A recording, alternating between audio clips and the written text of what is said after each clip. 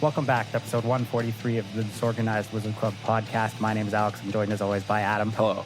And joining us this week, all the way from Toronto, we've got our boy Matt Hemsley on the show. How you doing, Matt?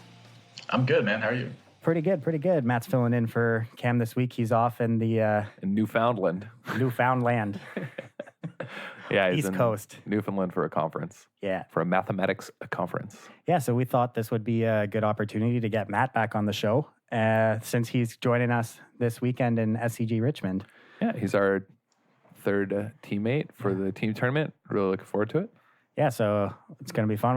Got a lot to talk about for our Richmond prep. First, I think we should jump into this MCQ we had this past weekend here in Ottawa, sponsored by the Wizards Tower. Great sponsor of this podcast, wizardtower.com, your source for Magic single needs.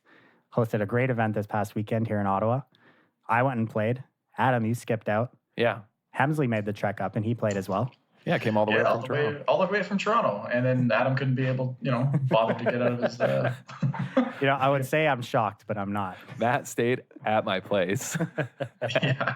He came up from Toronto, stayed at my place, went to the tournament. So did Louis, because he lived too far away. So we were driving and everything. Yeah, I had a ride, everything. Yeah. Well, I had a pretty good tournament. I went 6-2, missed top 8 by 1 win. Played Hogak. Deck was unreal all day. My only losses were to the Mirror and to Grixis Wurza, but the deck felt absolutely nuts all day. We're going to run back pretty close to that 75 for this weekend in Richmond, I think.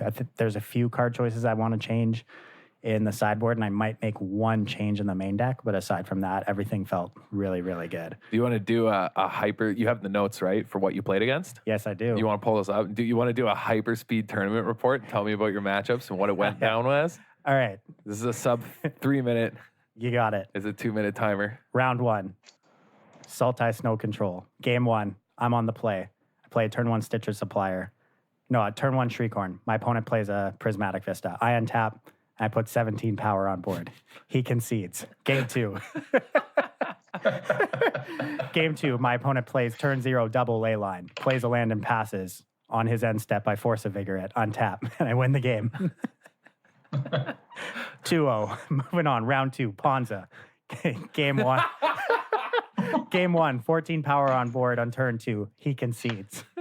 Game 2, I force a Vigor his Blood Moon and kill his Scavenging Ooze and win immediately. 2-0, easy. Round 3, Amulet.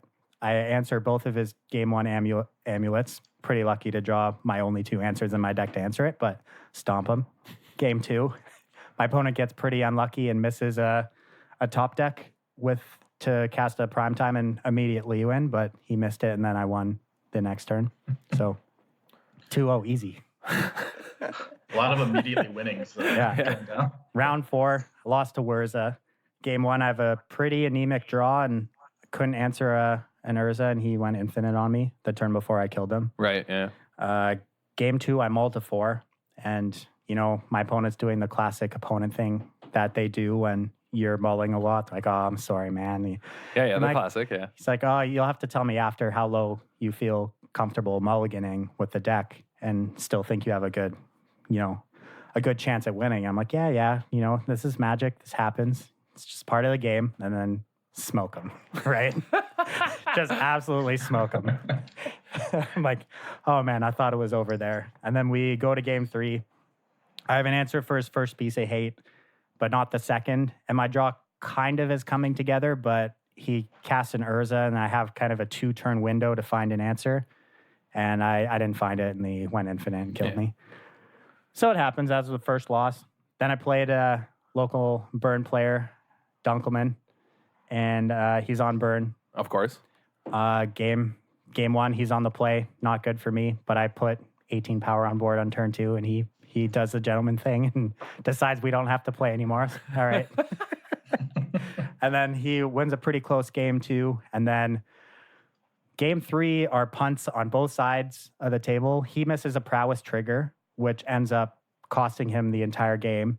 But it wouldn't have mattered if I hadn't missed 2 points of extra damage on my last turn, because I put him down to 2 life on my last attack, and he has basically his untapped to kill me, but he can only get me to 1 life because he missed his prowess trigger.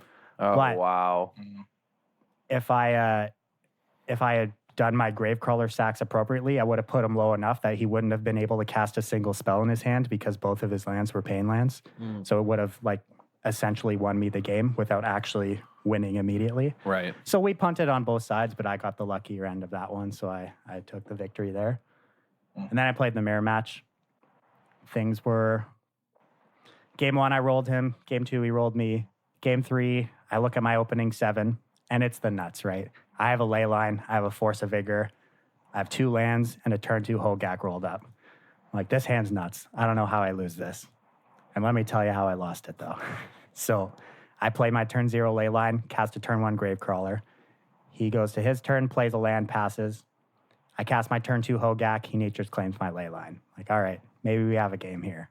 He plays a second land and passes. So I'm like, okay, this is probably an Assassin's Trophy. I draw a blank, I attack. He trophies my Hogak. Then all I'm left with is a Satyr Wayfinder and a Gravecrawler, a Force of Vigor, and a land in hand. Like, okay, this is not looking good. Let's see what happens. He untaps, casts a Faithless Looting, puts a Vengevine in his yard, casts a Stitcher Supplier, mills 2 more Vengevines, plays a Carrion Feeder, brings back 3 Vengevines, attacks me for 12, and I was dead. Woof. Yeah.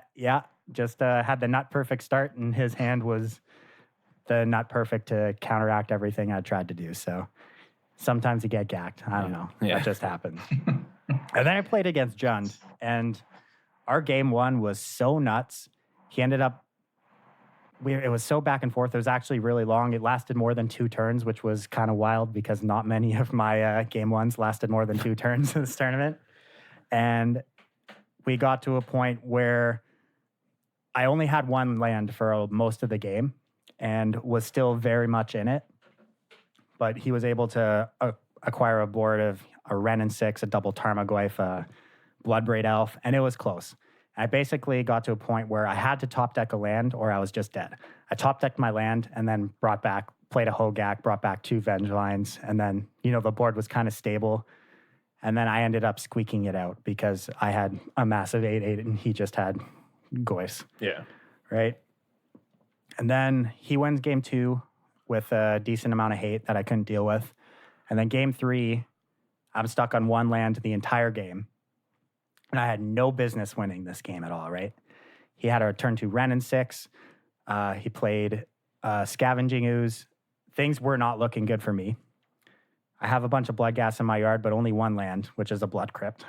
And then my opponent makes the critical mistake of Ghost Quartering my land, which allowed me to fetch a Swamp out of my deck and bring back my Bloodghast from the yard, which allowed me to pressure his Wrenn and 6, and then which started this horrible chain of reaction where he could only ever deal with 1 creature at a time, which allowed me to eventually kill his Wrenn and 6, and then slowly accumulate a Hogak graveyard, cast a Hogak, bring back Vengevine, and then he just had blanks. Right. He drew a few too many lands and couldn't get through it. Oof. And yeah, I don't know if I ever win that game if he doesn't Ghost Quarter my land on that turn. That's interesting because you're so incentivized with the Wrenn and 6 in play, right? And yeah, I won the game with a Swamp. Wow. Yeah. It was one of the most wild games of Modern I've ever played. And after I won, I was just kind of sitting there. I was like, I don't know how that happened. And his buddy was watching the game. And my opponent turns to his friend. He's like, what? I don't understand. Where did I make my mistake? He's like, dude, it was the Ghost Quarter. It was the Ghost Quarter, man. He's like, you're right. Oh, my God. What have I done? Yeah. Man, I honestly, I wish I could rewatch that game because just so many things happened in a game where not really a lot happened, I guess, from my side of the field because I only had 1 land the entire game. But it was awesome. It was one of the better games of Modern I've ever played, which is kind of funny to say. But look, see, John just leads to fun, fair games. Yeah, and then I played against Tron in the last round. My opponent was an Ottawa player who said that every time he seen me play at the tower, it's always Tron. So he didn't know what was going on. And then I played 15 to 20 power on turn 2 and game 1, and he conceded. Game 2, I fought through a ley line and then double worm coil and then another ley line. He surgicaled, or no, it wasn't a ley line. He surgicaled all my Vengevines. He surgicaled all my Hogaks. I dealt with double worm coil, and I ended up having to kill him with a Gravecrawler and a Bloodghast and miss a top deck of something gas. But it was actually a pretty cool game. Huh. Nice way to end the tournament off. But yeah, that was it. Nice. Fun. I actually played some very interesting games and had a lot of pretty explosive turn 2 Hogak draws, which were... That's why you play the deck, right? Yeah. A lot of conversations with opponents that were like, so this is stupid. I can't wait till it's banned. I'm like, yeah, well, I kind of feel like I'm cheating, but I'm going to keep doing it until I say I can't do it anymore, you know? So that kind of just absolutely locked me in for Richmond this weekend. I can't imagine playing anything else. So you just missed top 8 on a win, which, whatever. Yeah. So for people who don't know, the MCQ lists are online, but the top 8 for the Ottawa one was 2 Eldrazi Tron, 2 Mono Green Tron, 1 Hogak, 1 Merfolk, 1 Fish. Storm, and Blue Red Phoenix won it. But more importantly, beating Fish in the finals. Merfolk in the finals. Man. What a time to be alive. I don't get it. I do. I totally get it. We were talking about it before the show. Yeah. It's that in some... remember in Eldrazi Winter, Merfolk was actually a good deck. Yeah. There's something about in these unfair, horrible metagames, somehow Merfolk can prey on people by just, because Merfolk can't beat Lightning Bolt. You know what I mean? And Fatal Push. But when people are playing unfair, Fish can actually sort of spreading seas Tron's lands, spreading seas a Hogak land, buy enough time, Aether Vial in some Fish, Trickster down some Hogaks, and then get in for damage because of the Island Walk. Like, they can actually just do a lot of damage. But the problem is a single Bolt would ruin them or a Fatal Push. But in a meta where, you fade Jund and you don't have to play against, humans, which is just a better Fish deck, or... you don't have to play against, you know what I mean? You're going to win. But its last matchup is a tough one, which is Blue Red Phoenix, which has answers for them. Yeah. And, funny enough, this Merfolk player, he plays at the tower all the time. He's always played Fish. I've seen it mono blue, blue green, just always only ever plays Merfolk in Modern and just was absolutely cleaning up this tournament. Yeah, it's amazing. Yeah. But, we had 174 players for the MCQ, and there were 11 Hogak decks in the room. So, interesting story. Matt guessed the percentage of Hogak to the exact decimal point. Did you hear about this? Yeah, I did. Oh, yeah. 6.3%. It's pretty good. Yeah, he guessed exactly how many Hogak decks would be in the room. Yeah, there was a little betting ring going in our Discord before the tournament. And Matt guessed the exact percentage that Hogak would be in the metagame, which was kind of crazy. But he won the jar of jelly beans. Correct. Yeah, so I got it correct, but credit to LP because he guessed 6.2 and I just put 6.3 to level him. So you just wanted to prices right him? Yeah, just prices right him. Just why not? You played it perfectly, you're saying. It's a good strat. Yeah. But 11 out of 174 is exactly 6.3. So. Mm-hmm. Not that many, hey? Not that many. It's got to be because people just think it's going to be banned. Yeah. That's what I was saying before is I actually cut some of my graveyard hay because it was really underrepresented in the Toronto MCQ the week before. It ended up winning, but there weren't that many players in the room. And I think a lot of people are, they don't want to buy it in paper because it's just so obviously going to get banned. So. Yeah, I don't think players at the MCQ level are trying as hard as, say, a GP, where I'd expect to see a lot higher percentage at the GP level. Or if it was a PT, it'd just be only Hogak. Well, exactly. Yeah, exactly. We saw that, right? Yeah, exactly. Yeah, I saw it. It was really funny, going to store level events, just FNMs or whatever, and seeing, maybe 15, 20 people in the room and all of them packing at least 4 pieces of graveyard hate, all these people playing 4 ley lines and just there wasn't a single Hogak deck there. Yeah, well, Modern's an expensive format. It's not like people can just afford to switch whenever they feel like it. Modern's come to a point where it's an incredibly expensive format. It's prohibitively costed. Yeah. And so it's, it's not like people can just drop their deck because I think that's why people also get so frustrated when decks like this, keep coming up in Modern that, sort of invalidate your entire deck. It can feel really bad. Well, if I didn't have our good buddy Benson, graveyard aficionado, here to lend me cards, I probably would have just ended up playing Tron, because I'm not going to buy Vengevines and Hogaks for this one tournament, right? Yeah, of course. So Yeah. Well, I mean, Hogak did really well at the GP, though, speaking of. yeah, GP Minneapolis, 5 Hogak decks in the top 8. Took down the event as well, first and second place. Crab Yak taking down good old John Gak. It's this GP definitely painted more of the expected picture of Modern, I would say, than some of what we've been hearing from MCQs across the. Yeah, the MCQs are just wildly diverse. The face-to-face opens, the Star City Open, they're all just wildly diverse by comparison. But yeah, like you said, at the GP level, it's just Hogak. Even the Modern challenges online, like the most recent one, half the top 8 was Prowess and Burn, and 0 Hogak decks. Yeah.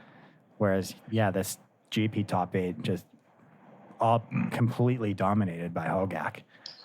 So what I have noticed at like the MCQ level is that Urza is typically like overrepresented, and I think that has to do with the fact that it's like a reasonable choice right now, but it stands to be one of the better decks when Gak gets banned.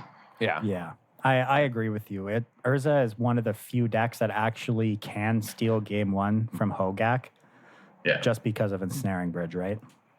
Yeah, Ensnaring Bridge. And aside from that, really Burn can, because Burn can race you with a good draw if they're on the play. And that's other than that, it's kind of hard times to keep pace with 15 to 20 power on turn 2. Yeah, that's like Prowess, a similar thing, right? That they're trying to do. Prowess is also just trying to ignore and race. Yeah. There's all these linear decks, because I mean, Fish is basically also a linear deck. I mean, they're just trying to ignore you because they Spreading Seas and then have Island Walk, and they don't want to play fair. They're not trying to attack and block. They're just trying to attack. No. Yeah, just like a little bit of disruption and kind of tempo you out of the game. That's Man, I have to tell you, during my testing, I think I told Matt this at the MCQ, but I played against the most wild deck that absolutely demolished me. I was playing Hogak, obviously, right? But my opponent was playing Elvish Reclaimer, Ranger Captain of Eos, which to fetch your Elvish Reclaimers.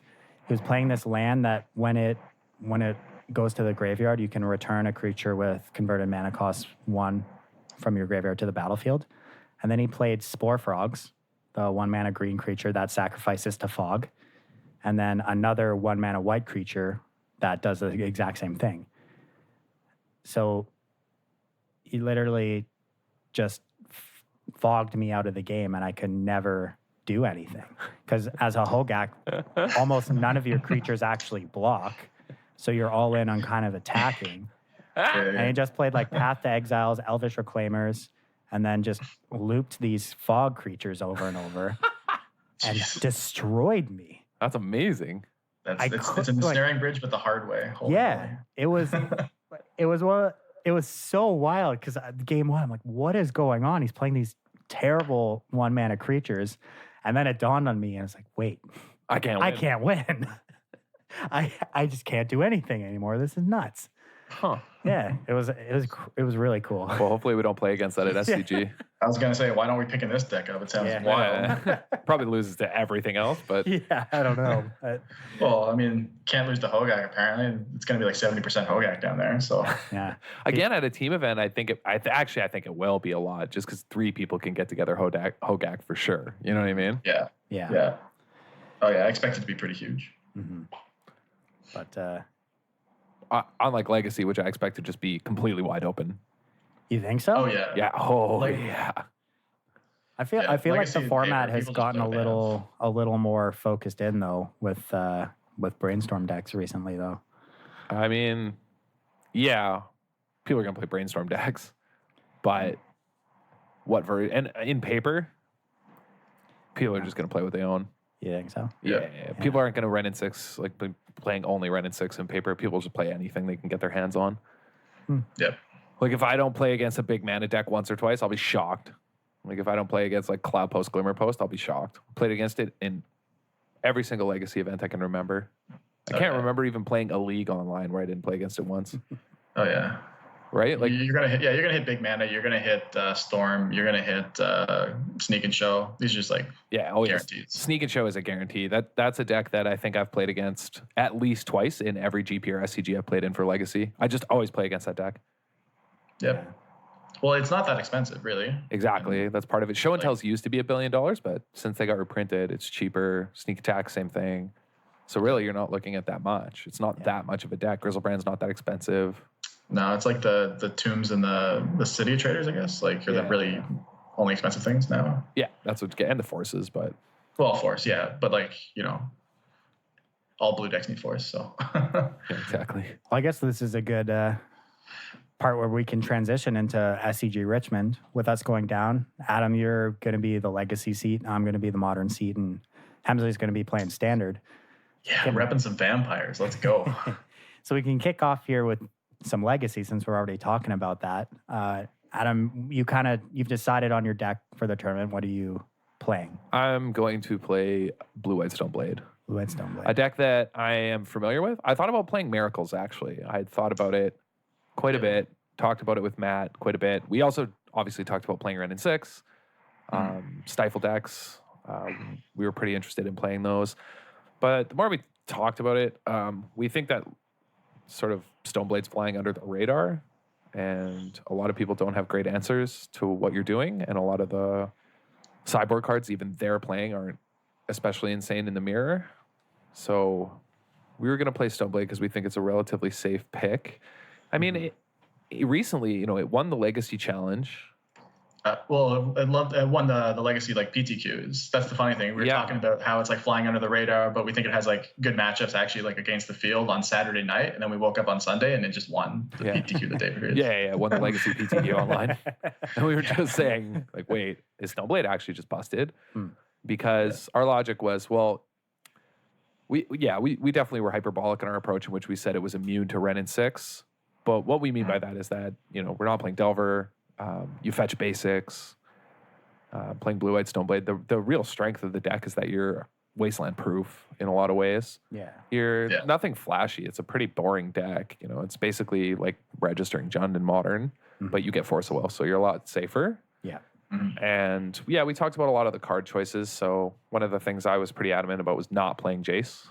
I think Jace is too slow. If you have to get a Tundra or you drew one naturally and you get Wastelanded, you just put off Jace way too long. Especially now that Stifles are floating around, you might have to lose a fetch. And if that's the case, just holding this Jace is pretty bad. But you can more reliably get to 3 mana. And so we were interested in just playing, I'm definitely interested in just playing 4 True Name Nemesis. Oh, yeah. I can get on board with that. The other issue is that Spell Pierce is everywhere. And I just don't want to get my 4 mana Jace Spell Pierced. Mm-hmm. Well, another concern is with Ren and 6 is, you don't, you're not going to get Wastelanded in the game. They can't mine us for value, really. But you do, if it gets on the field, you do have to kill it. Which is True Name's job, yeah. Yeah, it's True Name, right? I mean, that or Council's Judgment, but you're, playing 2 of those, so. Yeah, and sorry, it wasn't the Legacy Challenge that it won. It was the PTQ, that's my bad. But that's an awesome win for the deck. And I think the deck's pretty well positioned. I've been playing around with different card choices. One of the things I think we're also pretty adamant about is playing multiple copies of Spell Snare. Yeah, Spell Snare nuts right now. Yeah, I mean, we're talking about how Ren and 6 is kind of everywhere in the format. That just kind of makes sense. Yeah, of course. And also, I just recall to the sort of notes I had made to myself about the recent 2 GP events I'd played Legacy in which I had a Spell Snare in the sideboard in one of those events, and I boarded it in all 15 rounds. It comes in against depths. It comes in against, because you want to take Loams or Vampire Hexmage. Lands, same thing. But in the mirror, it's great against the rug decks, Ren and 6 or anything. Obviously it can tag a Tarmogoyf as well. But in the mirror... Storm's Tutors. Yes, it's Storm. Snapcaster Mage. Yep, and even against something like Sneak and Show, actually, they have a fair number of 2 mana spells that you actually want to counter. They board into weird things like sometimes Search for Escanta, various other things that you kind of need to stop. So, so Spell Snare was a big choice for us. We're also probably going to jump. We've been talking about, and I am going to jump on the Planeswalker bandwagon. While I'm not going to play as many Jaces or at all Jace, I'm still undecided for sure. I'm definitely playing Narset and Teferi. So Yeah, those cards are so good. That's 3 mana Teferi, right? Yeah, Yeah. Teferi 3. Yeah. Because Narset sort of, Matt brought up a good point about Narset, that it sort of breaks the rules of Legacy. Yeah. I mean, in Legacy, you just get to play, powerful, like, one-of answers. Like, you can get away with playing, like, only 1 or 2 Council's Judgments in your deck because you have so many powerful tools to find the cards you need. And Narset just takes that away from your opponent while giving it simultaneously to you because you get to dig 4 deep each time you get activated. So, I mean, you're going to find exactly what you need, and they can't look for their answers. So, Yeah. It's really unfair. So I've played it some in paper, and I remember the first time, I think it was the first week Narset was out, I went to go play Legacy at a paper event here. And I think I messaged Matt saying I felt like I was cheating because I had Narsets and no one else did. Yeah. And I just auto won all my Brainstorm and Ponder matchups. I just felt, Yeah. and no one else had answers or was prepared or had even thought about it. And it was just, that was it. It was just like they couldn't, I resolve a Narset and the game ends. Yeah. I remember the first time I played against it, I had like a Jace, and I didn't have an answer till like the Narset coming down, but I was like, whatever, I've got a Jace. And then I was like, wait, hold on. Wait a minute. This is actually quite bad because I was like, I'm fate sealing while they're digging for 4. And then, of course, they like find an answer to Jace, and, I can't do anything. Game's over. Yeah, Narset better than Jace. Jeez, confirmed. It's wild. Yeah. I just was never, it used to feel like when you played Jason Legacy, that was it. If it resolved, that was it. It was over. Mhm. But now, I've won games in Legacy where Jace sits on the board for several turns. Yeah. And you can still win through that. So I know when we went to Magic Fest Niagara, you were a pretty strong proponent of playing Wasteland in your Stoneblade deck. Is that still something you plan on doing? Absolutely. Yeah. Oh, yeah. Big time. Yeah, I will not cut Wastelands from Stoneblade. I know a lot of people don't, and I just can't imagine a world in which I don't play them. There's, I get it in the sense of, if you're playing Jace, it can feel awkward, but there are matchups where you have to have them to win. In particular, the Turbo Depths matchup. I feel like you're just such a dog without them, but with them, you can actually win game 1. Versus lands, you can't win. Game 1, you actually, versus a competent draw from lands, you actually can't win that matchup game 1. Because what's going to happen is you swords the 20/20, then they recur it, and they have enough time because they gain 20 life, and eventually you have no graveyard disruption. They just keep doing it over and over again, and you can't push enough damage. It just doesn't happen. Mm-hmm. Turbo Depths, however, you can stop with Wastelands. But post-board, because you bring in surgicals and other things, you do want Wastelands because you want to be able to tag, a Dark Depths or anything like that and then surgical it. Yeah. So you do need a way to sort of deal with that. So that's why. Okay. That makes a lot of sense. And I mean, you just said a lot of people are skeptical of it because of Jace, but we've already gone over that. You're not going to be playing. I mean, I might play one. Yeah. I might play one copy of Jace. But I that's think 0 is a significantly less. mistake. That's significantly less than what you would normally play in Stoneblade. Yeah, a lot of times you say 2 Jace. I would play 1. And sometimes you see 2 Wastelands in Stoneblade, which I think is fine. I'm okay with that. Because another thing is that you often run into big mana decks in Legacy. And again, just slowing them down for a turn or 2 is enough to win with Stoneblade. Because you just need to get true names into play. Mm-hmm. And usually slowing them down means they're done for a few turns. Because they just are stranded with an Ulamog in hand for 3 or 4 turns. And that's enough for a true names to get the job done. So I'm pretty big on Wastelands. Yeah, I mean, I remember you mentioning before that you, in the mirror match, you also kind of have the Wasteland surprise factor because your opponents don't play around it because it's not a normal thing. Correct. Yeah. Oh, yeah. No, I won every single mirror I played in the recent events that I've played Stoneblade, almost largely because of Wastelands. I even had an opponent complain and say, I can't believe I just lost only to Wasteland in this matchup. Because there's a lot of tension that develops in the mirror if you have Wastelands. So normally you just fetch Tundras and you can safely cast both True Name Nemesis and Council's Judgment. which are sort of the only cards that matter. Supreme Verdict, obviously, post-board as well. But, Sure. Answers to True Name and True Name are the cards in the mirror that matter. Stoneforge can matter as well. It's, whatever. But you can deal with that. But you just aren't dealing with the True Name. And so those are the only cards that matter. But, and if you can freely fetch Tundras, like I can in the mirror because I'm not worried about getting Wastelanded. If they're not playing Wastelands, I can just fetch Tundras and play all my spells. But if they're fetching Tundras and getting Wasteland, now they get put in an awkward spot of, I have to get either Island or Plains here, and now I can't cast either Council's Judgment or True Name. I have to choose between the two, and they get put in this really terrible position where they can never cast a double blue and a double white because they're getting Wastelanded off of it. Yeah. So do we have 2 Wastelands slotted in right now, or is it 3? I was playing 3 at GP Niagara, but I played 4 recently. And oh, wow. Yeah, I think it was probably a little much. Yeah, it seems a little prohibitive. But I guess if you're cutting Jaces, you don't really need to get to 4 as much. Yeah, but, it's actually really liberating not having to worry about getting to 4 for Jace, because getting to 3 mana feels really easy with the deck, but that 4th can often be a huge problem. Yeah. So I think that playing 0 Jace is probably not right, but I can see just 1 is probably fine. Yeah. Yeah, I think you want 1 of the 1 Teferi, 1 Jace for sure. The Narset's the question of, do I want 1 or 2? Mm-hmm. 3 is extreme. I don't think you need 3. No, you definitely don't need 3. The most recent version I was playing had 1 Narset, 1 Teferi, 2 Jace, and then a Palace Jailer. But I was playing 2 Wastelands, so maybe that changes things. Yeah. I could end up just playing 2 Wastes, but I'm also definitely playing Palace Jailer. That's a card that doesn't get spell pierced, and humorously against the control decks, it's insane. Yeah, it's better against the control decks than the creature decks, which is very funny. Well, yeah, because they have a hard time grabbing the Monarch back. Correct. Right? It's actually not great in the mirror. In the mirror, it can be pretty bad. Oh, I would assume because of True Name Nemesis? Yeah. It's really awkward in the mirror. I don't think I think you just board it out in the mirror for disenchants. Mm-hmm. Disenchants are key in the mirror. Disenchants and Supreme Verdicts, I think, are your sort of key cards to bring in the mirror. Yeah.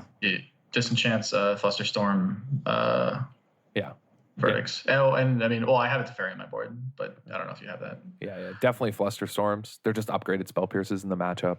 Yeah. So, are there any specific sideboard choices you're planning on going with for this tournament that are different than what you would normally do with a deck like this? I think I'm going to probably play less Graveyard Hate than normal. I don't think it's as necessary right now. Mm-hmm. I used to play a Rest in Peace, and I'm just not going to bother playing that card. I just think it's terrible in Legacy. Yeah, no, you can't play Rest in Peace. Yeah.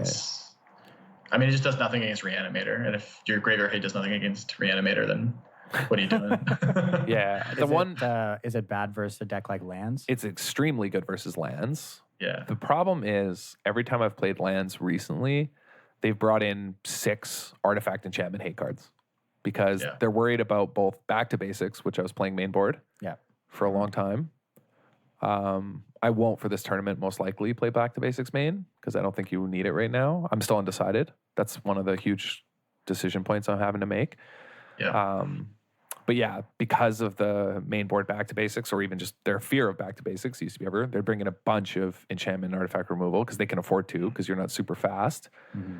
And then as a result, your Rest in Peace just gets tagged anyway. And so it was never great, although it can be great versus them. It's still enough, but I think surgicals are probably enough. You only need to surgical a few things. Okay. Yeah. That makes sense. So I think the decision is between surgical and Tormod's Crypt. Yeah. I'm not entirely sure which one's better, but really you only need 2, I think.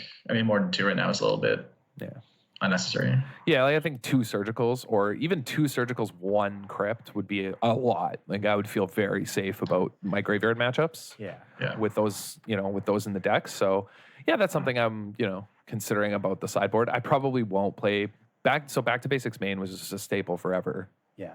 But I probably won't play it. I just don't think it's necessary right now. Mm-hmm.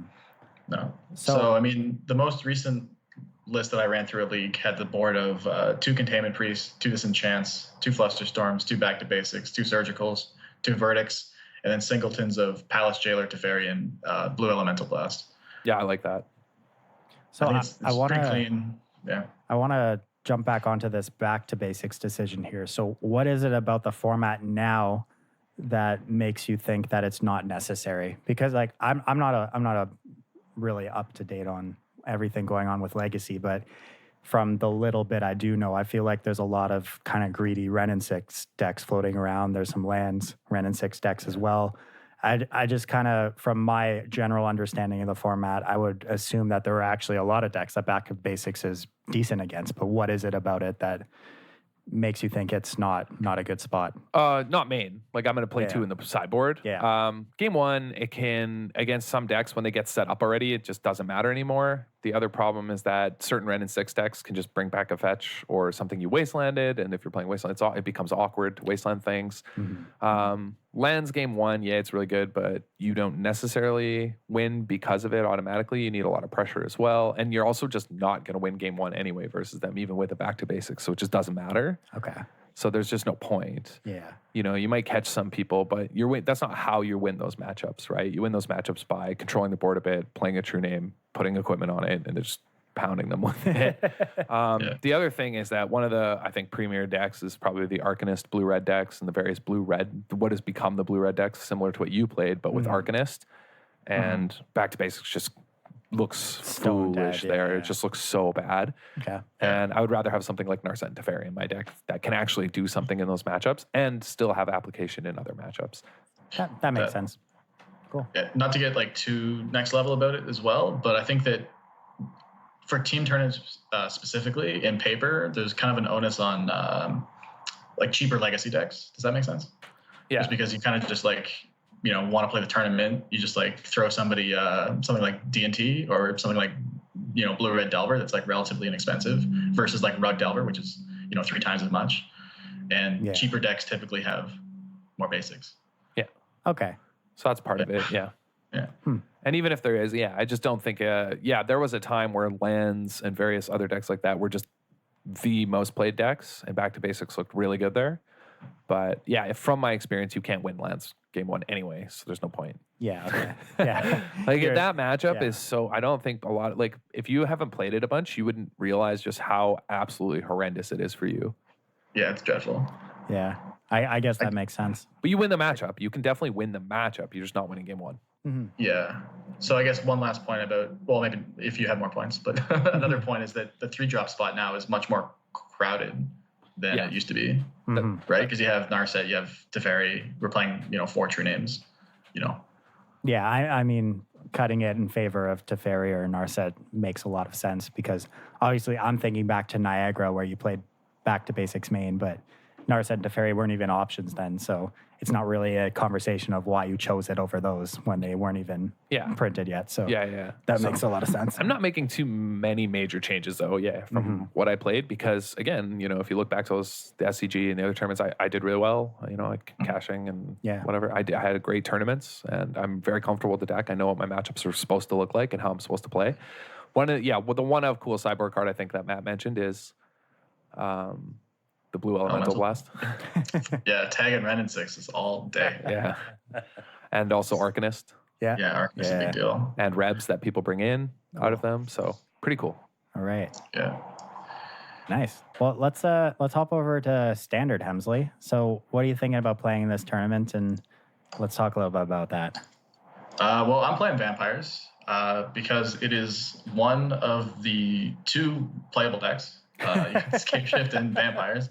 And I think that those 2 decks are just like operating on an entirely different power level than anything else that's going on in Standard. I played it to a reasonable result at the MCQ, which I guess is 2 weeks ago now. But I lost my win in for top 8. I went 6-2 playing Vamps, like picking up the deck for the first time.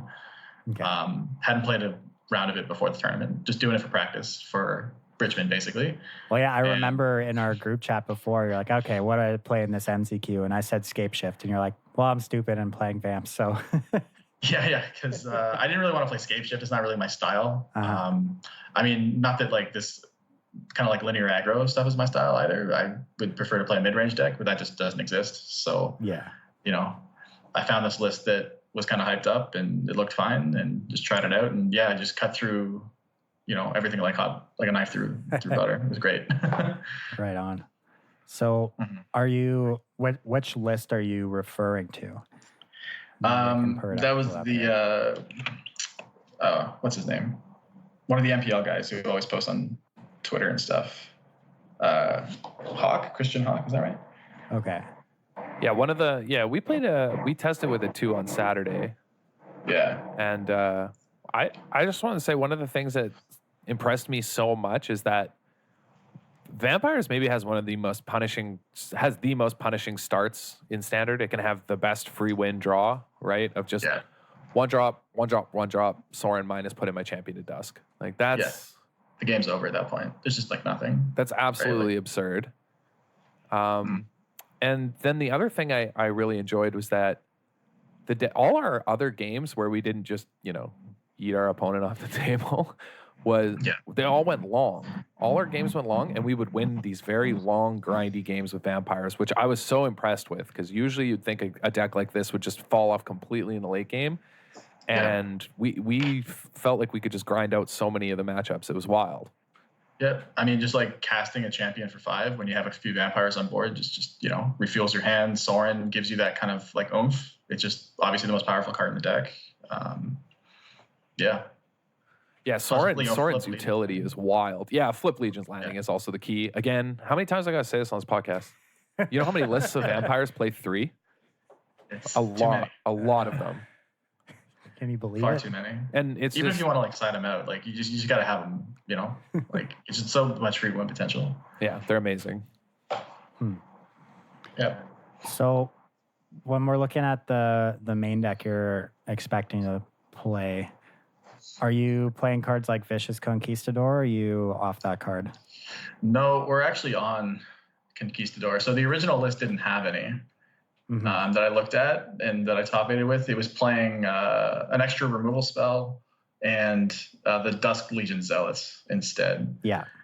And I get it. Like, I understand, because a lot of times, like, you do have draws that you have like 2 lands and you've got a Soren in hand. And I mean, you're playing 22 lands and you just like kind of brick on the 3rd, or you want to like kind of cycle through your deck, find that champion or whatever. But it just felt like kind of a little anemic. It basically got sided out in like every matchup. Like he posted a sideboard guide with it, and I think he sided out in like every single matchup just for like better stuff. So it was like very much like a filler card. Yeah. Yeah, I'm looking at the sideboard guide now, and that looks to be right. Yeah, it actually comes out in every single matchup. Yeah. Yeah, it's just it's never in your deck post-board. It's just like a filler card that helps you find the cards that are relevant, and you just replace it with a card that's actually good. Yeah, and our thinking was that when we tested on Saturday, we went down to a 3 Skymarch Aspirant and cut the Zealots for 4 Conquistador. For this was, Skymarch Aspirant actually can attack through a Boreal Grazer or Elvish Rejuvenator, and that feels unbelievably horrendous to not be able to attack with your 1-drop because they played an Elvish Rejuvenator and you're just brick walled. But Conquistador attacks through both of these things and still does damage, even if they block with the Boreal Grazer. It's not great, and you side it out a lot. Like, it's the first card out in the mirror. You just board out all of them in the mirror because it does nothing. Yeah. Oh yeah, you board them out in the mirror. You board them out against Hero as well, just instantly, because it's a 1/2. Yeah. But yeah, so it does come out a lot. But like, as far as a main deck card, it's not bad. Okay, that makes a lot of sense. I'm looking at this Fandom Legends first place deck from Kanye Best. Yeah. He has a Vona Butcher of Magan in the main deck. Is that something we're interested in? That is 100% happening. And he's even playing a second one on the board, and absolutely. That card is unbelievable in the mirror. It basically, if you get it in game 1, they can't win. And just it has a lot of utility against like the field, just like, You actually just can't kill it game 1, right? It depends on what list you're playing, but for example, his own list, he cannot kill it. Yeah. Game 1. Like the only thing it can do, if you block with it or something and then you Soren plus it's like literally the only way it comes off the table, with the exception of his own Vona. His own Vona can kill another Vona. Yeah. And then also the other lists are only usually ever playing 1 Mortify. So they have to have that, or the Vona is going to absolutely take over the game. And if you start putting counters on a Vona, like that's that's it. It's over. So it has a lot of power there. It's also like a lot of times better to like Vona instead of champion if you have the option, just because it just like immediately starts taking over the game and killing stuff, and they just have to answer it immediately or the game's over. Yeah. And, the fact that it has vigilance, of course, like anybody who's like played Vona like knows, but, it's so hard to block because you can attack and then they block and you just kill one of the things, right? Mm-hmm. So it's quite tricky. So interestingly, this card also turns out to be really strong in your really bad matchups, I think, as well. Feather. It's an incredible card against Feather. It also gives you really strange outs if you get lucky, and you kind of have to get lucky against Nexus, because if you put it into play off of Sorin on turn 3, you can start pounding Search for Iskantas and Wilderness Reclamations with Vona. And that was the biggest kind of surprise. Like when we were playing it, is just you get it out against like Nexus and Scapeship and stuff like that, and you just like yeah, dude, kill like all the incidental stuff. Like they're trying to block with an Arboreal Grazer or something like that. Yeah. Okay, that's gone, right? Like declare attacks, hold priority and kill it, and you just push through so much damage. So it has this really useful utility. It shores up some of the horrible matchups that you have. Not horrible, but John Dinos isn't great, but this makes it incredible. Yeah. Yeah, Vona is the real deal. And if you, just think about if you put this thing into play off of Sorin on turn 3, I mean, that just got to feel like cheating, right? Yeah. Yeah, it's absolutely absurd because it just makes the Sorin and the Vona like both must answer threats at the same time, right? So you just play 2 things on turn 3 that if you get to untap with them, like, the game's probably and they can't kill both. Yeah, and I mean, Vona exactly. does a fantastic job of protecting Sorin, so. Yeah, exactly. Yeah. Mm-hmm. Nice little 1-2 punch there. But is there anything else in your main deck that is a consideration that maybe you haven't done before, you think is a good choice for this weekend?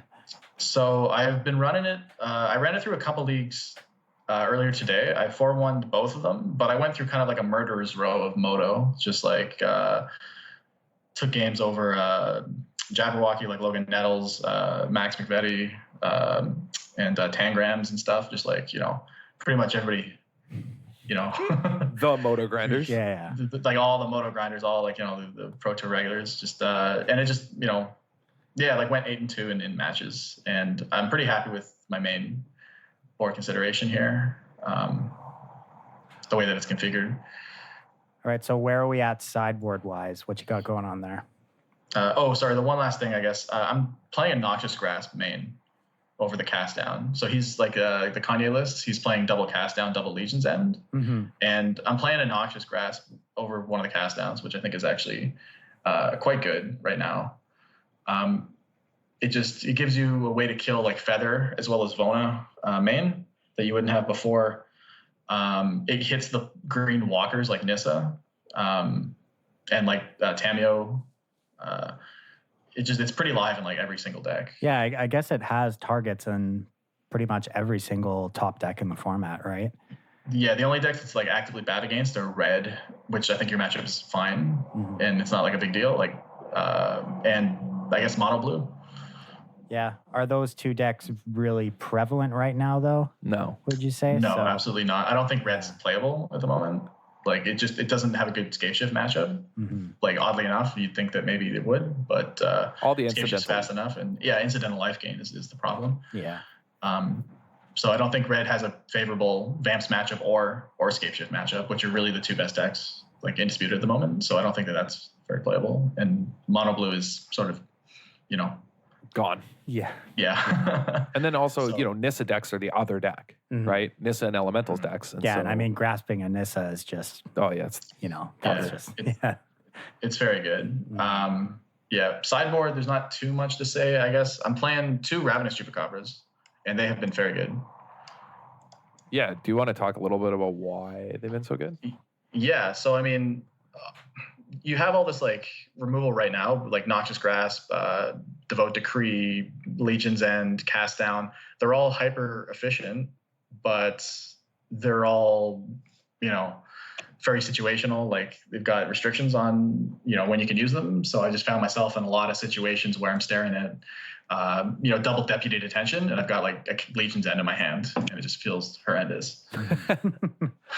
So having like a catch-all, the problem is playing like Mortify is like sort of the answer, except that when you're playing answers in this format, you're typically kind of getting you're going behind. You're playing it because you have to rather than something that you actively want to, because 1-for-1 just isn't good enough right now. right? Like all these creatures like do stuff when they enter, right? So you're getting ahead in a lot of advantage. Like if you kill a planeswalker, if you Razzix Contempt a planeswalker, you're behind, right? And it's the same sort of deal if you kill just like a creature, right? Like you're one for wanting, but you're losing this sort of time when you're trying to be aggressive. You're being reactive when you'd much rather be proactive. Exactly. Yeah. So playing something like Chupacabra, especially like in the mirror, lets you both answer what they're doing and break up their synergies, which is like incredibly important, because otherwise, if you just like let each other go untouched, especially on the draw, you're going to really be behind. But also develop the board, even if it's just a 2/2. Yeah, no, bodies matter, especially bodies matter in vampires, where, you're going to flood the board with a bunch of guys anyway, and you already have chip damage, and you usually only need to chip in a few more. So having the body around is great. I mean, how many matches in testing, or games, I should say, did we win by just getting them to 3 and then sacking a vampire and killing them with Sorin? I mean, we did it constantly by that threat of Sorin being able to finish the job and helix them. Mm-hmm. Oh, yeah, for sure. And like, I had a couple of matches today because I had only started playing with it today, where I would have Sorin minus bring something in the mirror. They would Sorin minus bring something in, and then just Chupacabra the Vona that they just put in and just kill Sorin, and the game's over. That seems actually berserk. If you just tag, the next turn you just untap and tag their Vona with it, that seems absolutely busted. Yeah, it's so good in the mirror, red, whatever. The Bant decks as well. Like the Bant decks are actually kind of scary. Like I don't think the Bant ramp decks can never really beat Scapeshift. So it's kind of like a mystery to me why they're seeing as much play as they are. But they help really a lot there, as well as obviously Jund Dinos, because they kill everything. Like Galt is the main concern, and obviously like Cast Down, Legion's End, Noxious Grasp. It's like the only answer. Yeah, Galta is such a beating when you're just sitting there with cast downs in your hand. It just feels so horrendous. Yeah. Oh, yeah. But I think Vamps is pretty well positioned. I mean, the deck's obviously incredibly strong. And I think, like I said, after playing it with Matt on Saturday through some leagues, like the number one sort of thing for me was, wow, this deck can really grind. I was blown away by how late it can go. A lot of that is flipping Legion's Landing, but...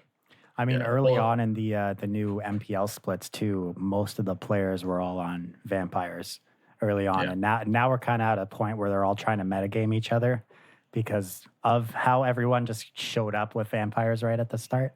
Right. It's so hard though, because like you have these two decks, Scamshift and Vampires, which are obviously just like in a vacuum the best decks, right? But they're so polar opposites. It's hard to metagame and bring a deck that's actually good against both of those things, right? Because you can bring something like Bant Ramp, which I actually think has a pretty good Vampires matchup, just because the Deputy Detention, the Hydra that fights when it enters, quick Nissa or whatever. It's like hard to punch through all that, but then they can like, how does that deck ever beat like Scapeshift? Honestly, I have no idea. Can confirm you can't.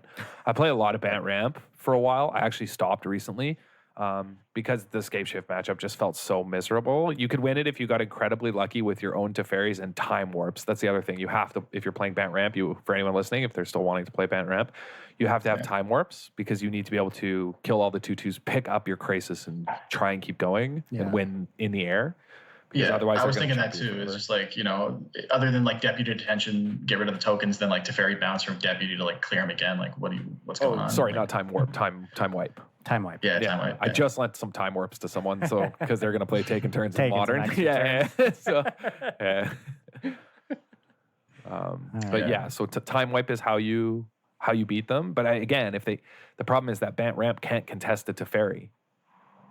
Right? Yeah, they're able to protect their Teferi, and if they're able, if Scapeshift can protect its Teferi and Bant Ramp can't pressure it, which they have a really hard time doing, then you just lose because they just end step Scapeshift and your time wipe does nothing. And you know what I mean? The matchup. The only card really early game you can pressure is a sped out Nissa, essentially, right? Yeah. But they have so many ways of chumping and just buying time and abort. You know what I mean? And so it just feels miserable. But time wipe is really good for me. Time wipe's been incredible. You pick up your Voracious Hydras, which is, let me tell you, some sweet value. For sure. That's, But Hero, I think, is one of the tougher matchups for Vampires as well. That's true. As per Hero. But again, I don't think they have a good Scapeshift matchup. But they have a horrendous Scapeshift matchup. Yeah. The thing is, like, there's so Well, few not cards horrendous, that- just not good. Yeah. It's not good. But I beat Esper. I think I lost to it once today. That was one of my 2 losses with Esper, but I beat it 2 or 3 times as well. So it's like not hopeless. And Vona helps a lot there too, because they actually don't have good answers for Vona. Yeah, and if you have Noxious Grasp main, it helps. And you post board, you have up to 4 Noxious Grasps in your 75. You just need to kill Teferi 5s, and you'll be okay. Yeah, exactly. That's there are so few cards that are good against both Vamps and Scapeshift. Yeah, like Legion's End and Deputy Detention are the only 2 that I think are. The craziest part about Vamps to me is you don't even have to have the one drop Sorin champion. It can be as easy a start as Knight of the Ebon Legion and Adonto Vanguard. And all of a sudden, you just play. Yeah. It comes up constantly. If you're on the play and you have a turn 1 Knight and a Vanguard, you just play your turn 2 Vanguard and immediately take 4. Oh yeah, you just make that's your Vanguard indestructible. Very common playline. Yeah, and then that Knight just never dies, and that's what I mean. And you just have them under so much pressure. Yeah, I mean it's a pretty nutty 1-drop. Let me tell you, it's insane. Who could have guessed that card would have been so good? I wonder. Yeah, who would have? I will say though, Matt and I got our Knight of the Ebon Legion hostage takered late game on like turn 15. Yeah, that felt by Esper hero, and when they can pump the Knight because it's late game, and they hostage takered it. That's a tough one to win through. Yeah, it almost makes me think that Esper should be just playing Knight. Like, it was nuts. Yeah, I actually think Esper hero with Knights could be very good because it was insane against us when he took it with her. We were like, man, hostage taker, that can't even be good against us. And then we're like, wait. Hold the phone. Yeah. Hold up. We're just dead. I mean, he was also drawing like a bunch of cards a turn because we just kept bricking and drawing lands, and he drew Teferi, and then Teferi 3, Teferi 5, and then in our set we were like, oh, like we had the game locked up, and he top decked a Wrath. It was just like very unlucky. Yeah. So the matchup's not that bad, but they can top deck better than most decks in Standard because they're just a very good mid range deck in that regard. Yeah. But you still, it's just that Vampires has game against everything. Like, I don't think you have really bad matchups. Like, you don't have all favorable matchups, but I think it's maybe one of the strongest decks in Standard from a sort of objective, like, none of your matchups are unwinnable, None of them. For sure. Well, yeah. You just, I mean, like, if you do have like the 1-drop, 2-drop Sorin, champion or minus Vona, or even minus Sanctum Seeker, quite honestly, it's very hard for anybody to do anything. You're just so quick. But, yep, Vamps. All right. Well, we can hop over to Modern here in my seat. To the surprise of no one, I'm going to be playing Hogak this weekend, and there's still really no consensus best 75 when it comes to Hogak. No, you got the Crabs, you got Jund Classic. Yeah, This top 8 from the Grand Prix this past weekend is kind of a good example because we have like you said, we have Crab Hogak playing the 4-color Heejin Crab version. We've got Jund playing Neonate Lotless Troll. We've got a Jund version playing Glowspore Shaman in the main deck. Yeah, and Collective Brutality. Of course, the Dredge, right? Yeah, and there's Dredge versions as well. The version I played, I posted my deck list that I played in the MCQ on our Twitter page at DWC Podcast 1 if you guys want to go check it out. But I went for Shriekhorn in my main deck instead of playing Neonate and Golgari Thug, which is kind of a common thing you've seen. And Shriekhorn, it doesn't convoke out a Hogak. It's not a creature, so it doesn't count towards casting your Vengevines. But your best draws with the deck, like if we're just looking at the deck as a whole, your best draws generally start with a 1-mana play and Stitcher Supplier, right? Because that card alone gets 7 cards into your graveyard. Shriekhorn on turn 1 can get 4 cards in your graveyard by turn 2, which helps you power out a more consistent turn 2 Hogak, whereas Neonate, at max, it gets 2 cards in your yard. And although it does count as a creature, having twice as many cards in your yard on turn 2 gives you that much more shots of milling something relevant like a Gravecrawler or a Bloodghast or a Vengevine, And I've actually just found more cards in your yard to just be more relevant in general. And it's, being just a 1 generic mana cost, it doesn't hurt your mana base at all to be able to fit it in.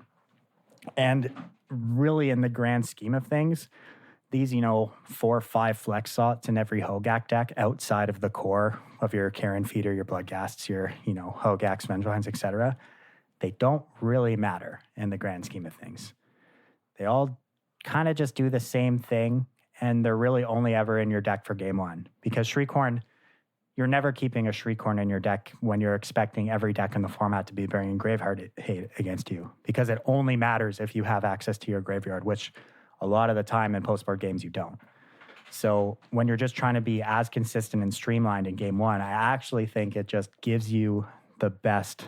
It complements your game plan the best because it costs 1 mana and it can put more cards than anything else that you can play on turn one outside of a Stitcher Supplier into the yard.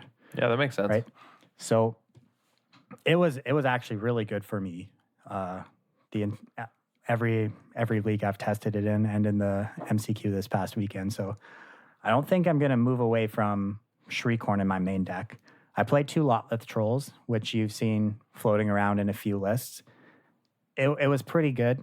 It does get sideboarded out a lot, but it's a good card to have against decks like Jund or a lot of, removal heavy decks. And it actually allowed me to steal my game one against Jund in the tournament. Again, it's one of those cards that really, it's 2 slots in your deck. A lot of the time, it's just not really going to matter. It's mostly just going to end up milled in your graveyard. But it also does have the advantage of being a zombie, which allows you to up your zombie count in the deck so you can recast grave crawlers from your yard more option, which is kind of something I think that gets overlooked a little bit. Right. Yeah, that makes sense. Yeah. I'm curious about the collective brutalities that you see in some cases. So collective brutality, I added 2 to my sideboard, and I played 2 in my sideboard this weekend, and it is gas. Yeah, I've been saying forever, I think it's one of the best cards in Modern. I actually don't hate it in the main deck. The 7th place list from the GP, Pete Ward's deck, is playing 3 in the main deck. He's not playing any trophies. He's not playing any Lightning Axe. I actually don't think I mind a straight up swap for Lightning Axe because Lightning Axe is actually pretty bad. It's rarely ever the thing you want to cast, but with how popular Burn and Prowess are becoming, that's why this card is incredible versus them. And I mean, Lightning Axe only allows you to discard 1 card where you could discard, a bunch. You can just go nuts here. Yeah, off this one. And it's also not dead versus blue-white in game 1, which is super important. For sure. Sure, Collective Brutality costs 2 mana versus 1, and I just kind of made a whole argument for Shriekhorn with 1 versus 2 mana. But I think the extra play you get out of this card matters a hell of a lot more when we're talking about this slot in the deck. I think I would jump up to 3 in my sideboard for this weekend. It's something I'm strongly considering and will probably end up doing if I don't end up with any in my main deck. This card is almost a free win versus Prowess and Burn. You play Collective Brutalities, that game ends. I mean, those, it buys you so much time, right? And like I said, those decks are incredibly popular right now. They're smashing the Modern Challenge online. They're everywhere. 1 copy of Burn, 1 copy of Prowess made this top 8, and 5 Hogak decks, right? So these are the decks that can go toe to toe. So having a card like this that doesn't actually hurt your main game plan and is just very good against those strategies while also has play versus other decks, I think is totally fine. This is wild, yeah. One change I also made from the list that I posted, I originally had a Plague Engineer in my sideboard and 2 Force of Vigors. I made that Plague Engineer a 3rd Force of Vigor, and honestly, I think 4 Force of Vigor might be correct. I was going to ask, do you want to play, 2 Force of Vigors and more Nature's Claims? Either one. Force of Vigor being free just matters so much that I actually think playing less than 3 is a mistake, and it's probably just right to play 4. Wow. Yeah, it was so unbelievably good every time I had it in my opening hand or drew it that I really have just gone all aboard the Force of Vigor train. I think that card is absolutely nuts. Weren't you saying that you had an opponent go leyline? Force of Vigor? Yeah, round 1 of the tournament, I I looked at a hand. It was just Force of Vigor and a good Hogak draw. I'm like, I don't know how I ever lose. He played double ley line, and I killed it immediately, and the game was over. Like the card just does so much. It protects you from, the single hate draws, but there are going to be times when your opponent just double ley lines you on turn 0 and thinks they're safe, but they're not. The sideboard I'm strongly considering now is, the classic 4 ley line in the void. I think 4 Force of Vigor, double Thoughtseize, Nature's Claim, a Fatal Push, and then Collective Brutalities. So I was pretty happy with the sideboard I played this past weekend, but yeah, I'm going to toy with the numbers of Force of Vigors and Collective Brutalities for sure. But yeah, Brutality seems like just such a good choice if you're expecting burn and prowess. And yeah. Yeah. I've tried out Glowspore Shaman, and it just seems a little mediocre. Yeah, I don't know about that one. That's it seems pretty out there. Like it loses out on Lotleth Troll because of its creature type. And sure, it mills 3 cards, but at the same time, game 1, you're just trying to be pretty low to the ground and lean. And costing 2 mana is just a huge kills it for me. Like I'd rather just play Neonate instead. yeah, I get that. Yeah, I think Glowspore Shaman is too slow on the draw too. It feels horrendous. I imagine so. And yeah, the crab decks, you just can't convince me playing this mana base is worth playing Legion Crab. I'm sorry, man. Like now, especially with all these bird decks floating around, this painful mana base is going to kill you. Yeah. Like it's just, there's no way. I just don't think it matters at all.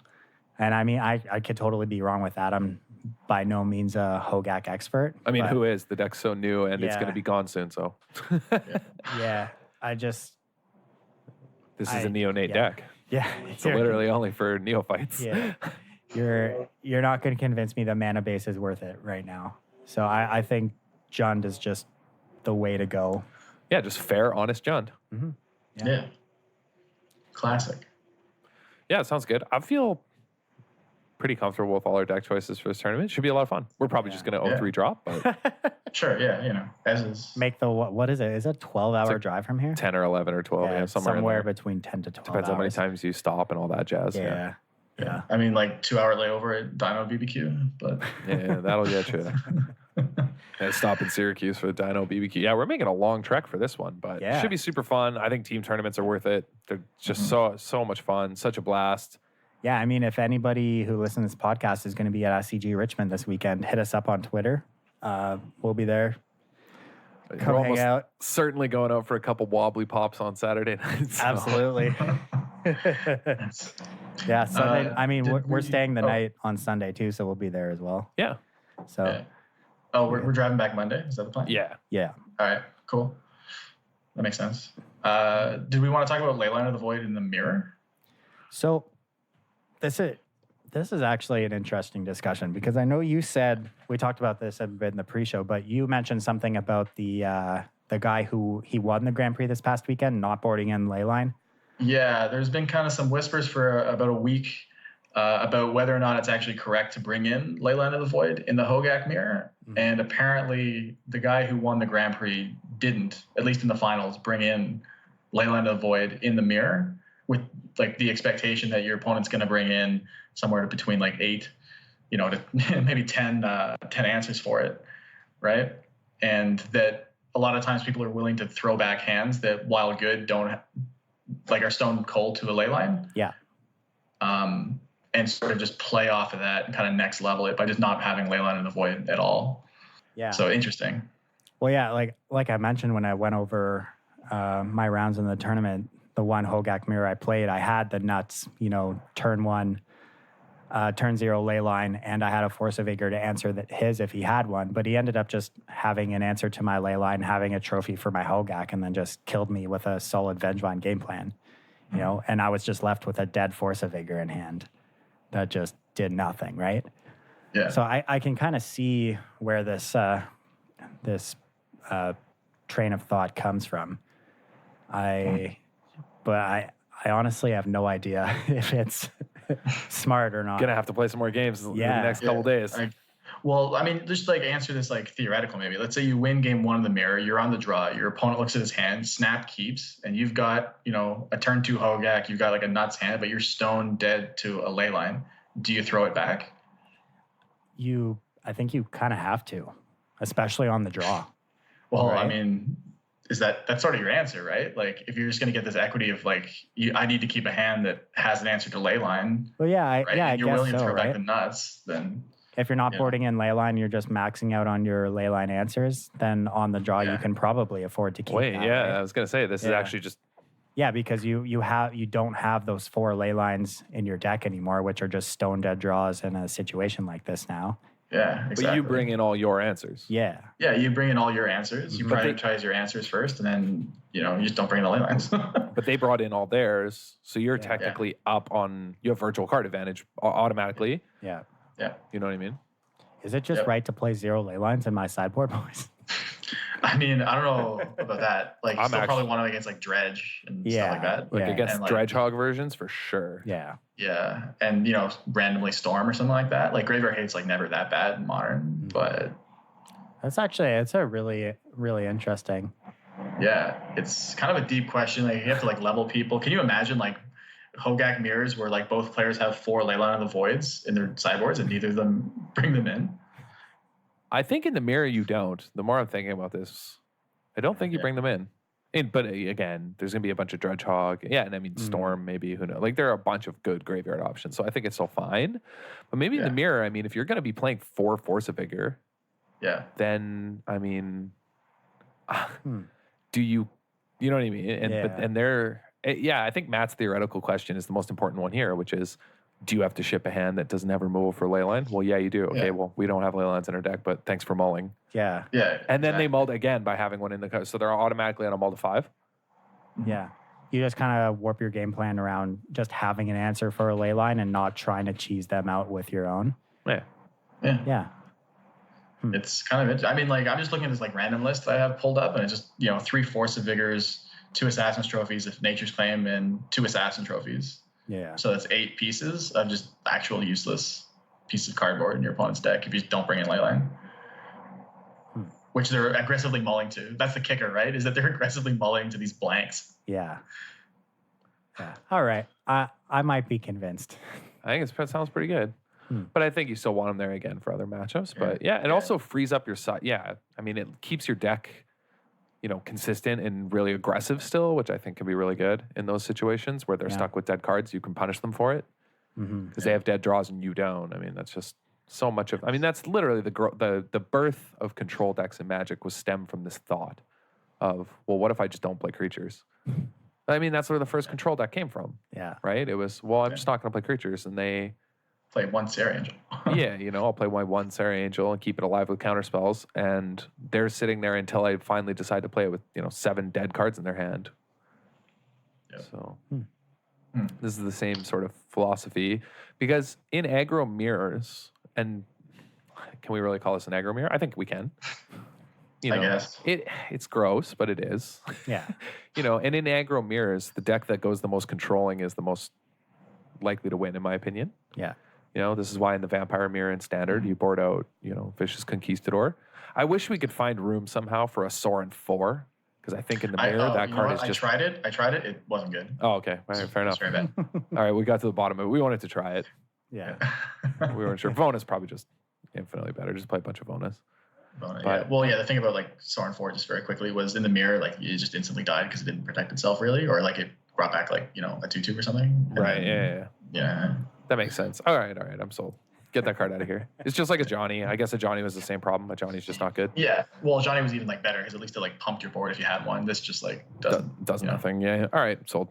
But in any case, in these sort of aggro mirrors, you want to go bigger. And so you bring in things like Vona, in Standard. And I think in Modern there might be an argument to like, well, I'm just gonna go controlling in the sense of virtual card advantage. Like I'm just trying to brick them, which is, another strategy of control decks. That's always been a strategy of control decks. So, maybe it is a good way to sideboard. And if I'm going to get punked out of a tournament, I'd rather go out trying to like next level fools. and just have it fall flat in my face.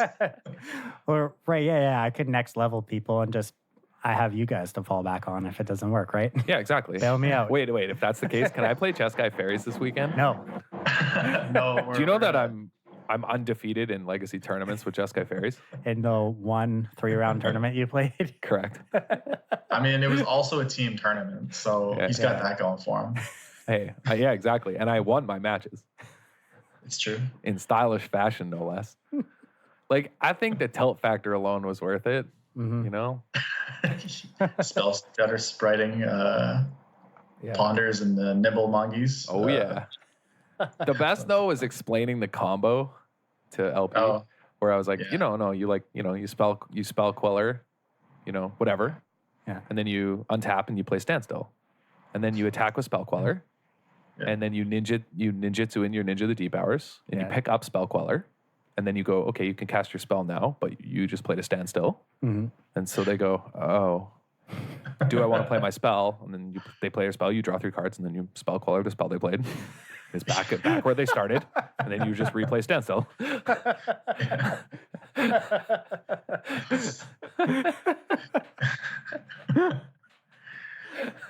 See, easy.